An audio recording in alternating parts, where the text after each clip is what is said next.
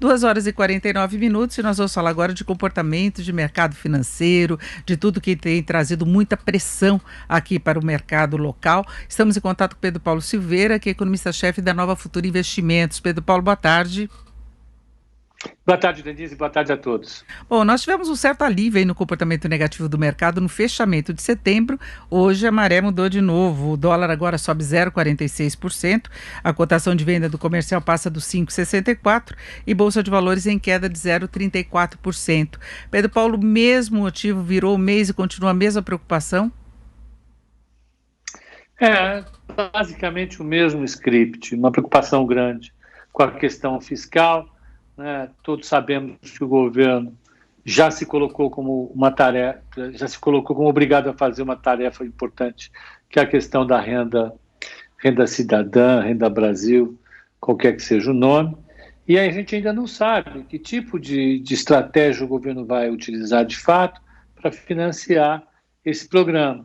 É um programa que exige um montante de recursos bastante considerável, e isso, evidentemente, acontece no momento em que o déficit público está no nível recorde. Ele chegou a 12% do PIB, segundo a estimativa do Banco Central divulgada ontem.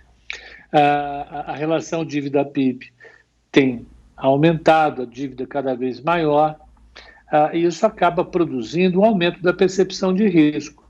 Essa alta da taxa de juro mais longa, claro, ela acontece por conta justamente desse aumento da percepção de risco. Alguns anos atrás a gente tinha o ENB, que era uma medida de risco Brasil utilizada lá fora. Hoje a gente tem as taxas de juros internas.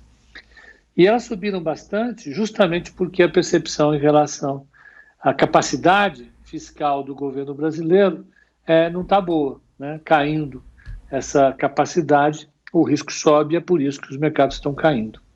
E Pedro Paulo, o governo continua com aquela dificuldade em relação à colocação de títulos, mudou o perfil, encurtou a dívida, e se ele não conseguir passar um recado aí de confiança em relação às contas públicas, pode ficar complicado rolar no ano que vem uma boa parcela da dívida, não é? Uma boa fatia.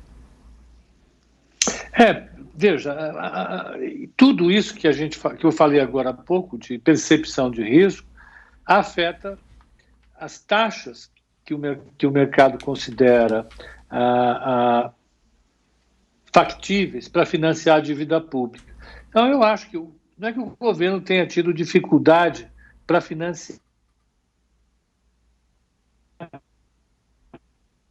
Nós estamos com problemas aí no contato com o Pedro Paulo Silveira, nós vamos retomar já para falar dessa situação em relação à dívida pública. Hoje mesmo tinha um leilão de colocação de títulos, mais uma vez o Banco Central, o governo, na verdade, está recolocando aí papéis de curto prazo, de prazo mais curto, com vencimento mais curto, taxas pré-fixadas, porque sabe que é a demanda que tem no mercado. As LFTs de prazo mais longo não estão tendo aceitação.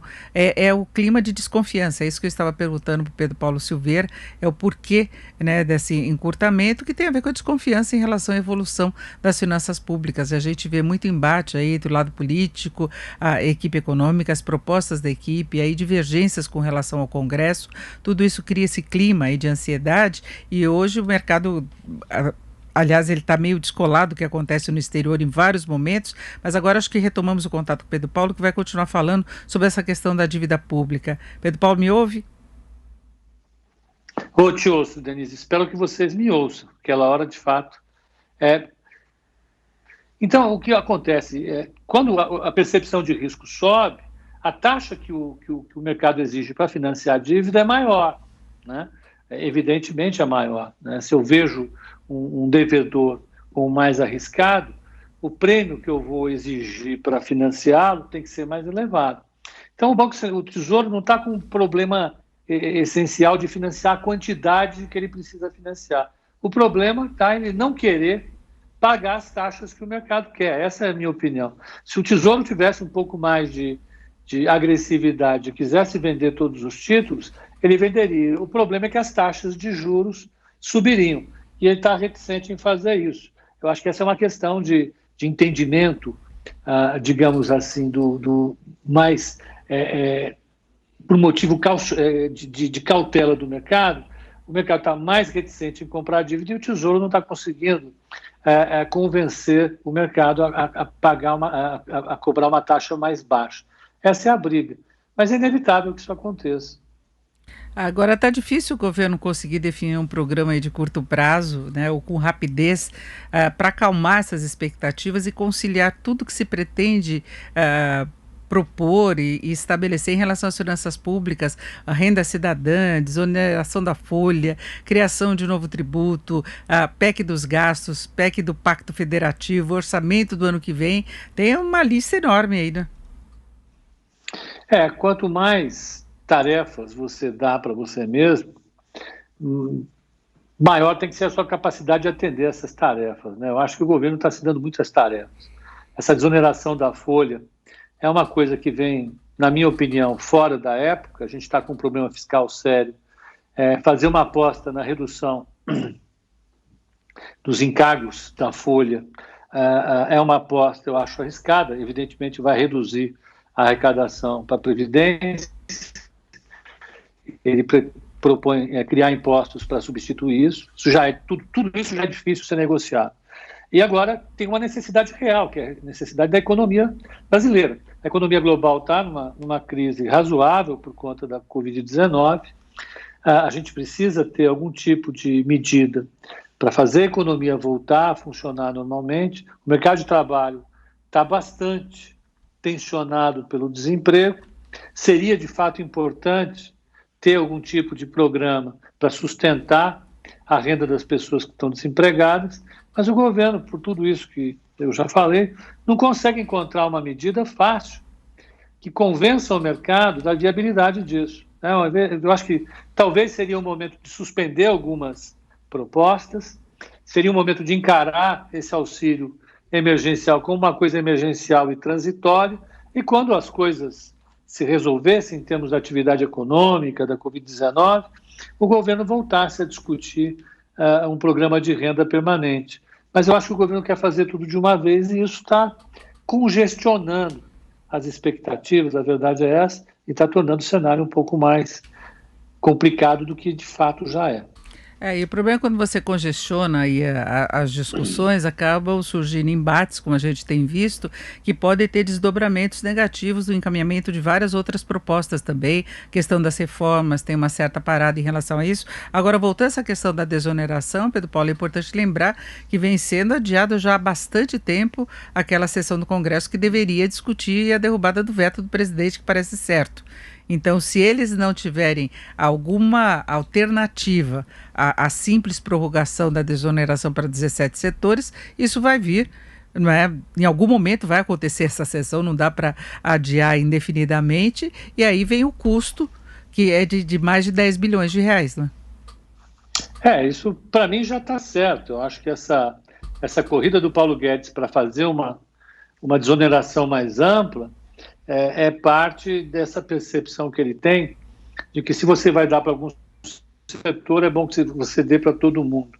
E ele tem uma crença bastante arraigada nele, não é só ele, muitos economistas acreditam nisso, de que se você desonerar a folha, o efeito líquido em termos de emprego e de arrecadação é muito positivo.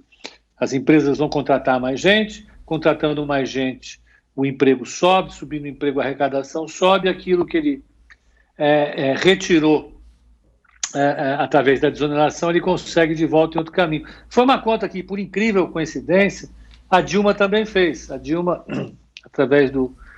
junto com o ex-ministro Guido Mantega, também criaram um processo, aliás, esse que está aí, começou lá, um processo de desoneração da folha para estimular emprego em 2013, se eu não me engano. Então, isso acaba sendo repetido, né, a exaustão. Mas eu não sei se agora, justamente agora, vai dar certo, num momento como esse que o mercado de trabalho está tão paralisado. Mas é como você falou, se o governo não fizer, o Congresso vai fazer, né?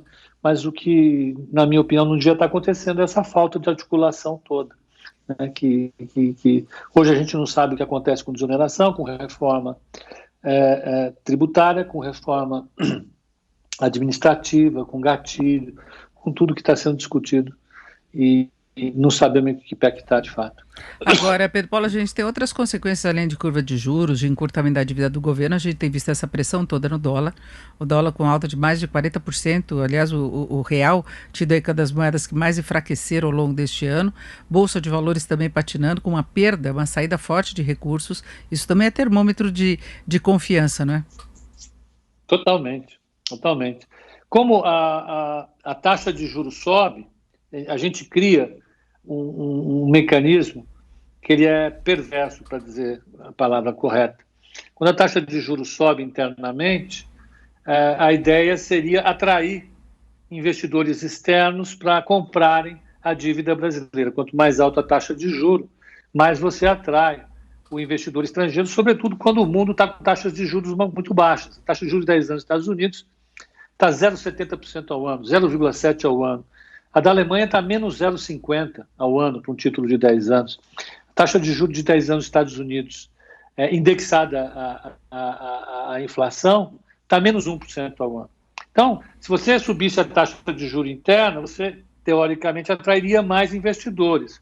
O problema é que quando a taxa de juros sobe por essa razão que está subindo, por conta do aumento da percepção de risco, quanto mais a taxa sobe, mais o investidor estrangeiro lê essa alta da taxa de juros como aumento da percepção de risco.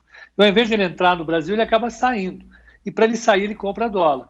Ele vai comprando dólar, ele assusta o importador brasileiro que tem obrigações para o próximo semestre, para o outro. Esse importador vai e se protege no dólar, antecipando as suas compras. Os exportadores, como estão vendo o dólar subindo, resolvem tirar o pé de fazer os seus negócios agora para aproveitar um dólar mais elevado, e o dólar vai subindo continuamente, como subiu ao longo do último ano e 2 meses. Já está subindo desde julho do ano passado, julho, agosto. E a mesma coisa acontece com a Bolsa, né? As empresas brasileiras, como diz o nome, são brasileiras, estão alocadas aqui no Brasil, são ativos nacionais. Os investidores estrangeiros começam a pensar que as empresas podem ser contaminadas por esse ambiente ruim que está, vamos dizer assim, tomando conta da sociedade. É um cenário que não está numa situação extremamente irreversível, está irreversível, não está grave, como foi, por exemplo, no final do governo Fernando Henrique Cardoso, que tinha as eleições e o Lula tinha uma chance de ganhar, não está como às vésperas do impeachment, mas eu acho que o governo precisava se articular um pouco melhor para sinalizar de maneira mais eficiente, vamos dizer assim, a vitalidade da economia brasileira, a capacidade que nós temos de resolver os nossos problemas fiscais, e dar segurança para os investidores, não só internacionais, os locais também. É porque a gente vive aí duas realidades, né? Uma é de retomada da atividade que está acontecendo e a gente tem alguns setores com impulso importante de recuperação, o setor da construção, o agronegócio conseguindo bons resultados nas exportações também, a questão da safra, a indústria também surpreendeu com uma recuperação mais rápida, agora fica sempre essa âncora aí segurando negativamente para a economia decolar de fato, né? Porque, no fundo, os investidores especializados, esses que estão lá fora, que estão aqui dentro, sabem que o governo não abriu mão de fazer um programa de renda permanente. E isso é preocupante. Se fosse um programa transitório, olha, vai acabar em março, abril do ano que vem, tudo bem, a gente segura, vai aumentar em mais 3, 4, 5, 6 pontos percentuais a dívida pública, eu acho que o mercado seria complacente, porque ele tem sido complacente no mundo todo, desde que o governo sinalizasse uma política fiscal de longo prazo mais consistente. Os sinais que têm vindo são muito contraditórios e isso deixa o mercado, de fato, muito mais em posição de cautela, como dizem lá fora, hands-off,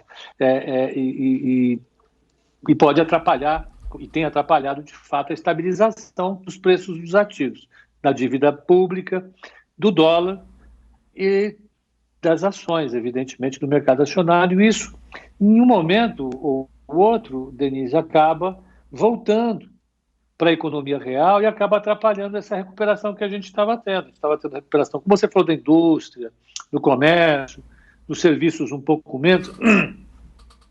Mas as expectativas podem passar a qualquer momento, se esse cenário não for revertido, sei lá, ao longo de outubro, as expectativas que são muito positivas e são capturadas pela Fundação Getúlio Vargas, elas podem começar a cair novamente. E quando caem novamente, as decisões de gastos dos empresários são revertidas, as decisões de gastos das famílias são revertidas e a economia que estava se recuperando passa a cair um pouco mais.